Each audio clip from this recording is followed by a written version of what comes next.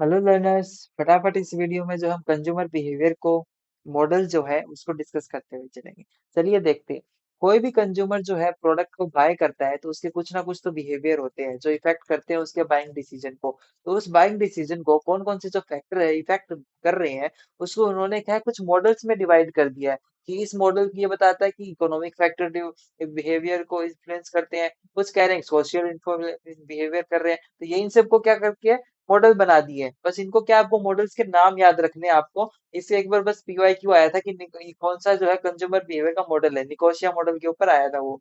ठीक है, इसको बस नाम याद रखने हैं आपको और ज्यादा कुछ बस थोड़ा बहुत याद रख लेना, अंदर ज्यादा कुछ खास नहीं है। तो चलिए देखते हैं कि कंज्यूमर के बिहेवियर कौन कौन से फैक्टर से इन्फ्लुएंस होते हैं, उसी को मॉडल्स में दे दिया गया है। पहला है इकोनॉमिक मॉडल कि कंज्यूमर जब बाइंग बिहेवियर बनाता है अपना कंज्यूमर किसी प्रोडक्ट के ऊपर, तो वो क्या इकोनॉमिकली सोचता है। वो एक रैशनल और क्या सोचता है कि मेरे को कितनी यूटिलिटी मिलेगी।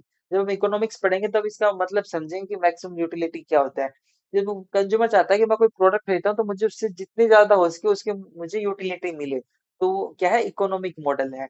जब प्राइस भी देखता है वो, consumer buy cheapest product with accessible quantity, मतलब उसके पास जो रिसोर्सेज कितने हैं 10,000 रुपए, उसके अंदर मुझे मैक्स टू मैक्स जो है बढ़िया से जो है मिल जाए प्रोडक्ट। ये सब सोचते हैं वो बिहेवियर होता है, उसे हम कहते हैं इकोनॉमिक मॉडल, जब कंज्यूमर इकोनॉमिकली सोचता है किसी प्रोडक्ट को खरीदने के लिए।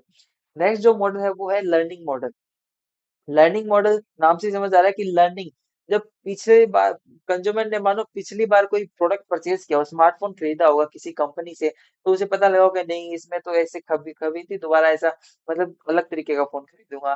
तो ये क्या पिछले एक्सपीरियंस से जब उसका नेक्स्ट बिहेवियर खरीद नेक्स्ट जो बिहेवियर है कोई प्रोडक्ट को खरीदने के लिए इन्फ्लुएंस करता है, उसे हम कहते हैं लर्निंग मॉडल। वो अपने पिछले बिहेवियर एक्सपीरियंस से कुछ सीखा होगा और वो अपने नए प्रोडक्ट को परचेज करने के बिहेवियर में जो है उसको डालेगा, उसे हम कहते हैं learning model. Consumer behaviour is learn through the experience and reinforcement satisfy the repeat purchase. मतलब कि मान लीजिए उसका पिछला जो पिछली बार उसने रियलमी का फोन खरीदा, उसका बहुत ही अच्छा चला, तो अब नेक्स्ट टाइम क्या है उसको फिर से रिपीट परचेज करेगा। तो ये क्या है बहुत काफी फैक्टर जो है इन्फ्लुएंस करता है। नेक्स्ट आपका जो मॉडल आता है वो है साइकोनेटिकल मॉडल।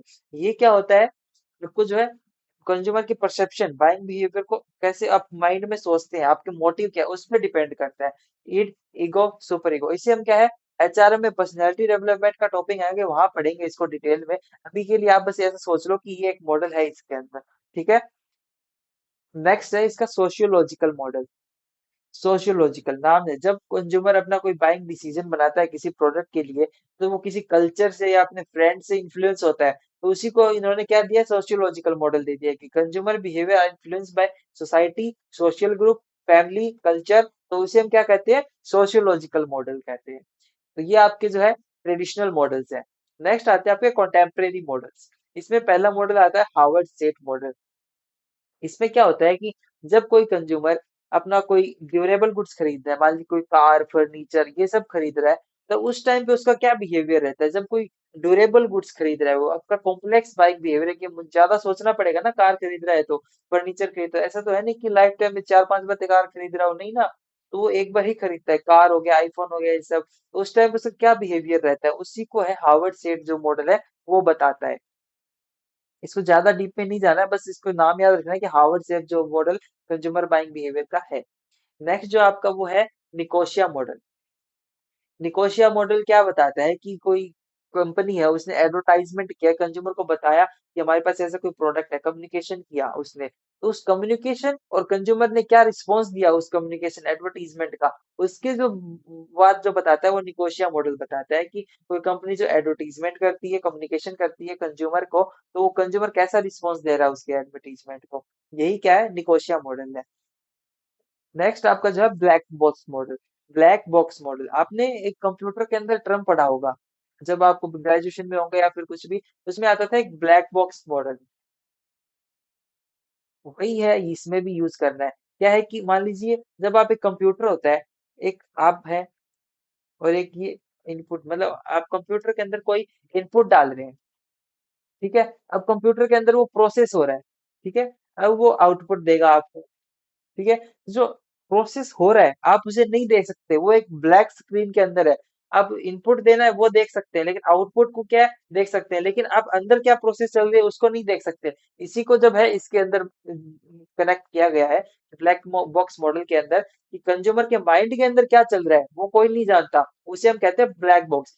आपने एडवर्टीजमेंट करी, कंपनी ने कम्युनिकेशन किया, ये कंज्यूमर के माइंड तक पहुंचा। अब कंज्यूमर के माइंड में क्या चल रहा है उस एडवर्टीजमेंट के लेके वो हम कोई नहीं जानते, उसे हम कहते हैं ब्लैक बॉक्स मॉडल। हम आउटपुट जरूर जानते हैं, क्या वो खरीदेगा या नहीं खरीदेगा ये जानते हैं, लेकिन कि उसके मन में क्या चला उसे नहीं जानते, उसे हम कहते हैं ब्लैक बॉक्स, कि कंज्यूमर क्या डिसीजन प्रोसेस चल रही है उसके माइंड में। नेक्स्ट आपका एंजल लाइट ब्लैकवेल मॉडल, इनके बस क्या है आप बस नाम याद रखिए, हाउकलिन Stern impulsive buying model, Webster Wind model. ठीक है, ये ज्यादा डीप में नहीं जाएंगे। चलिए, थैंक यू।